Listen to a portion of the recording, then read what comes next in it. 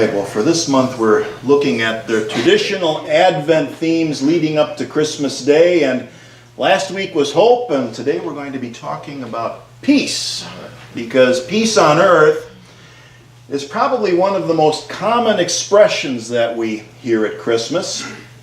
It's in the songs, it's on the cards we send, it's in the stories we tell, it's on the Christmas TV shows. When has there ever been peace on earth? That's a tough question, you know. Look at this. Isn't that amazing?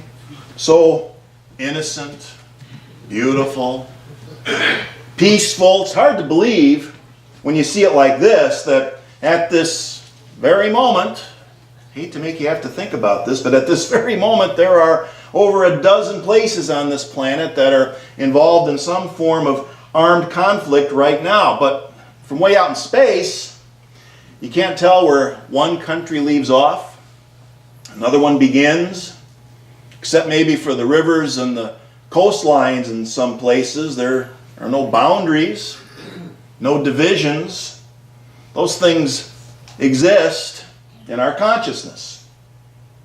When we see things from the perspective of space, we have to join the astronauts who had that same experience, and each and every one of them come back and they say, what is there to fight over? And yet, here's some statistics. Get ready for this. In over the last 4,000 years of recorded history, there have been only 268 years of peace on earth. 14,351 wars, killed 3.6 billion people. In the last 300 years, there have been 286 wars in Europe alone.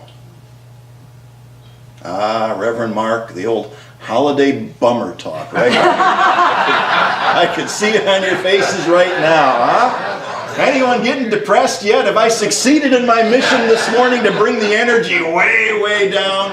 That'll do it. I'm telling it like it is. You know, that's what the statistics show out there.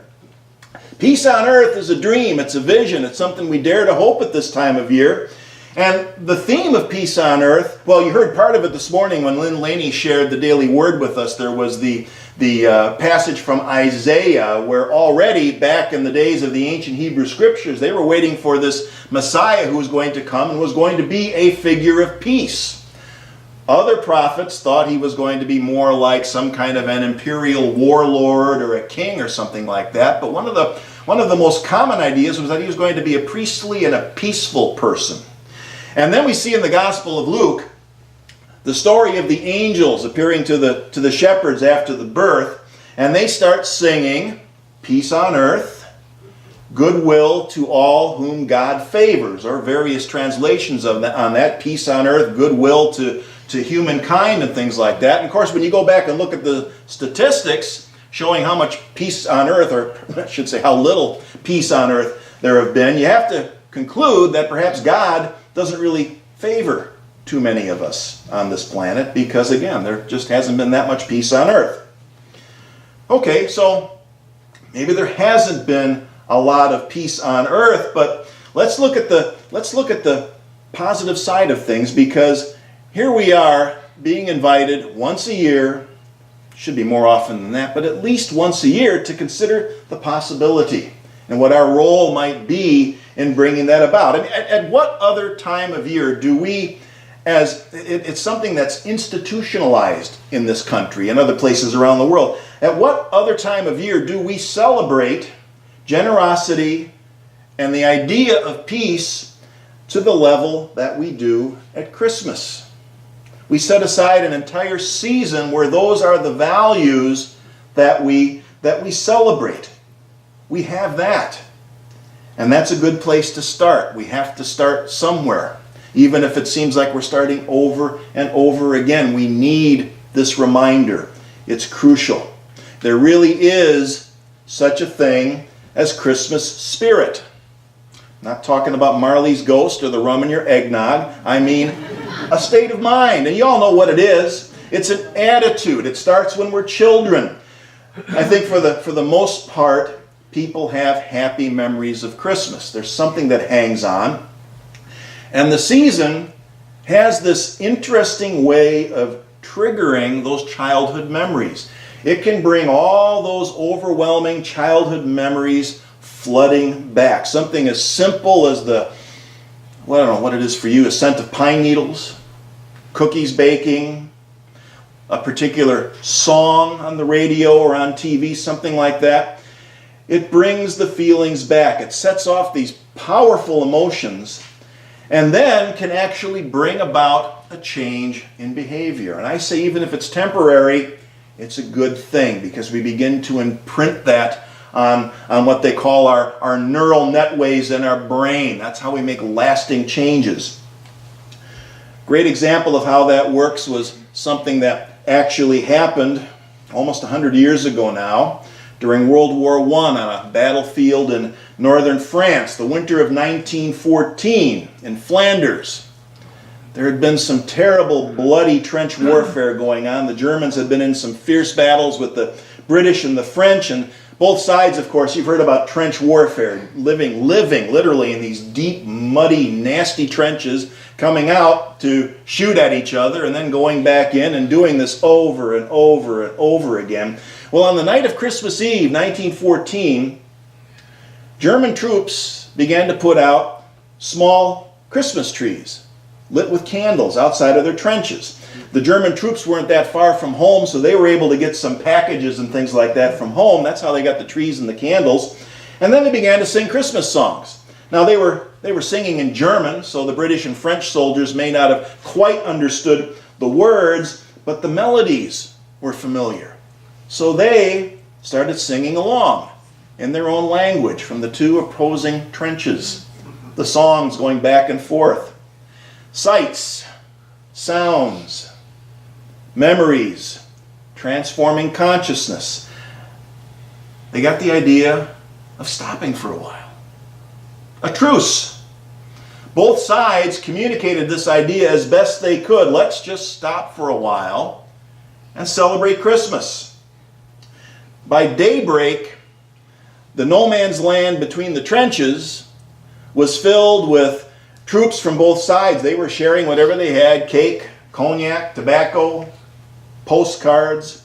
In a few places there are stories about how they made some makeshift soccer balls that they kicked around in football games. It's a true story. The truce lasted until about New Year's Day, and that's when the generals decided that you can't have too much of this peace stuff, you know. Yeah, it might catch on. Huh? The generals decided that they better start shooting again under penalty of court-martial. But for a while there, Christmas changed people. Something triggered those memories, and we know how powerful memories are. And what is a memory but another example of a thought? Thoughts are powerful. For a short while there, they had peace on earth in a very unlikely place. So what's stopping the rest of us? There's a Scottish poet, Frederick Niven, wrote a poem called A Carol from Flanders, which is all about this event. And the poem ends with these simple words. He says, "O ye who read this truthful rhyme from Flanders, kneel and say, God speed the time when every day shall be as Christmas Day." And World War I went on for another 4 years, and there never was another Christmas truce. Maybe it's true what they say that peace is harder to make than war, but it sure is worth the effort. If Christmas spirit can bring a world war to a screeching halt, we need to bottle that stuff. Every day shall be as Christmas Day. Not a bad idea.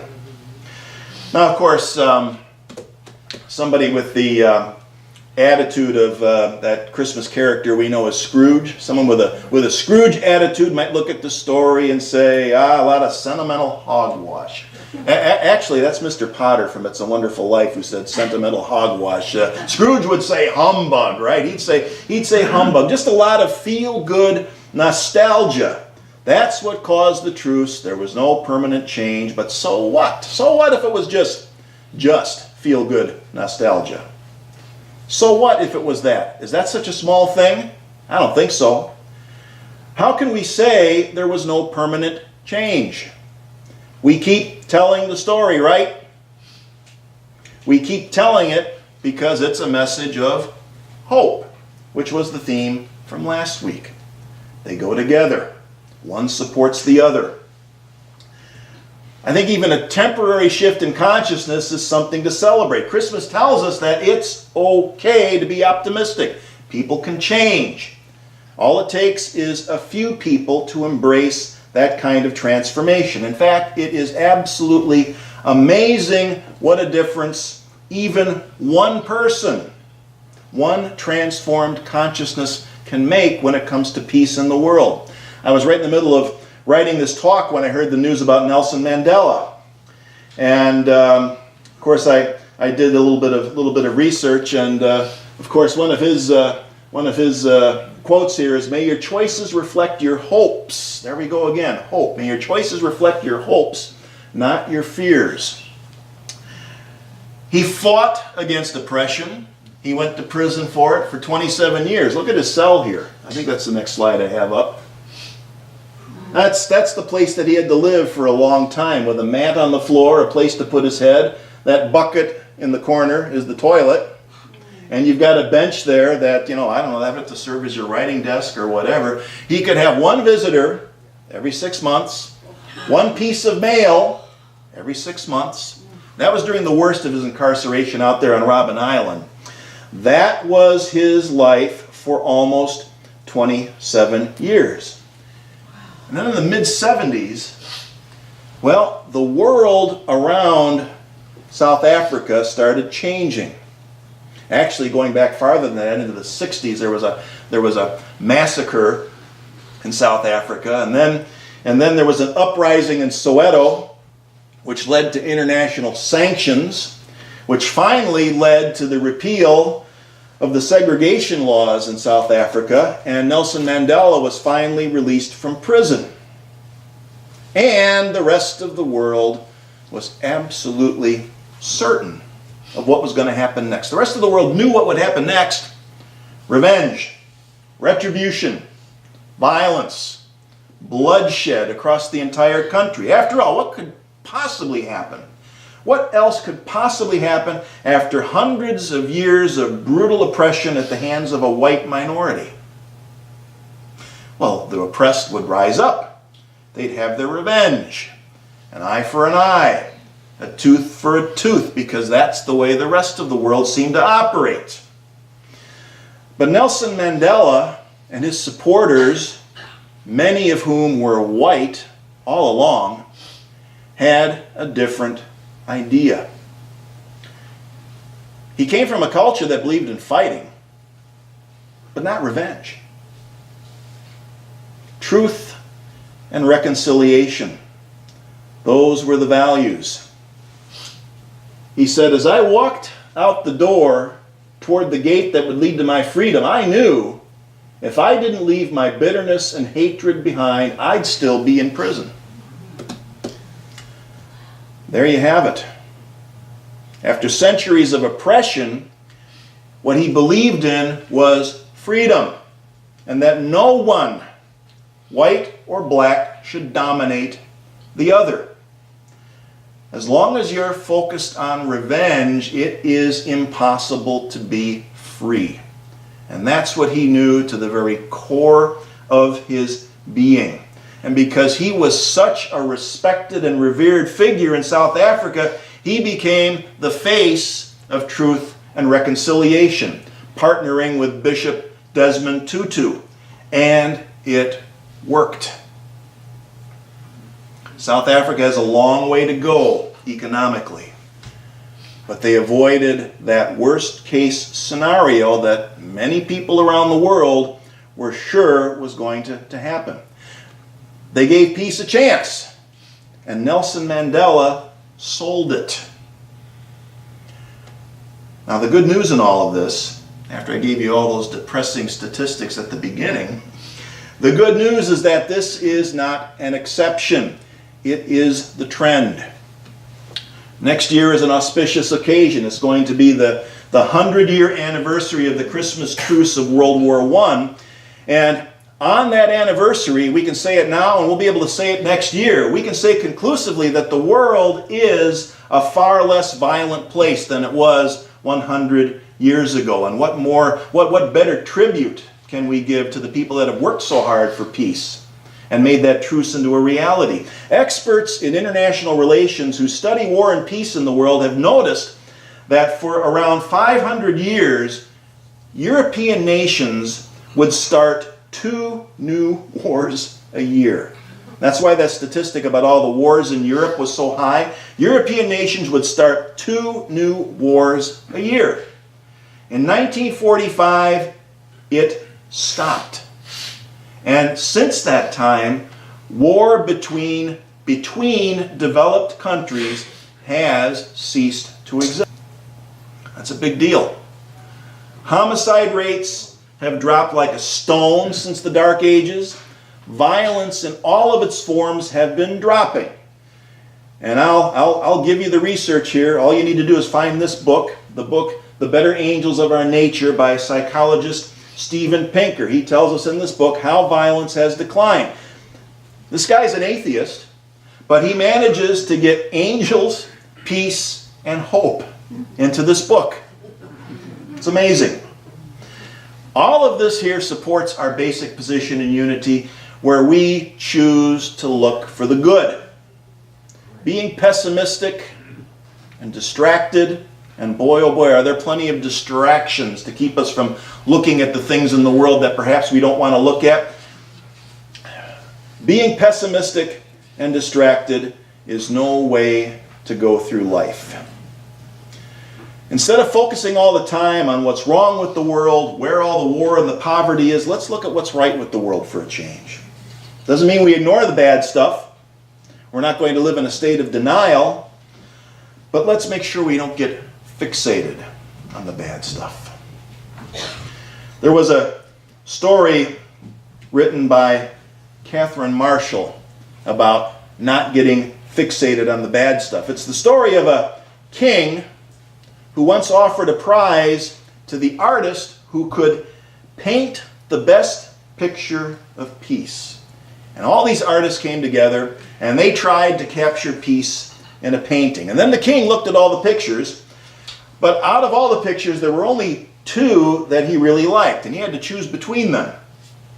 Now, one picture was of a calm lake, and the lake was this perfect mirror for peaceful, towering mountains all around it. Overhead was this beautiful blue sky with fluffy white clouds, and everyone who saw this picture thought that it was the perfect picture of peace. Well, the other picture, it had mountains too, but these were rugged and bare. Above it was an angry sky from which rain fell and lightning played, and down the side of the mountain tumbled a foaming waterfall that didn't look very peaceful at all. But when the king looked closely at this picture, he saw that behind the waterfall was this tiny bush growing in a crack in the rock. And in the bush, a mother bird had built her nest. And there, in the midst of the rush of this dangerous, angry water, sat the mother bird on her nest in perfect peace. Guess which picture won? The king chose the second picture and explained his choice by saying, peace does not mean to be in a place where there is no noise, trouble, or hard work. Peace means to be in the midst of all those things and still be calm in your heart. That's the real meaning of peace. So it's from that state of consciousness, and I would suggest from that state of consciousness only, that we're going to make the golden rule into a reality. That's the role that love plays in the Advent story. That's our topic for next week. Hope to see you then. Thank you.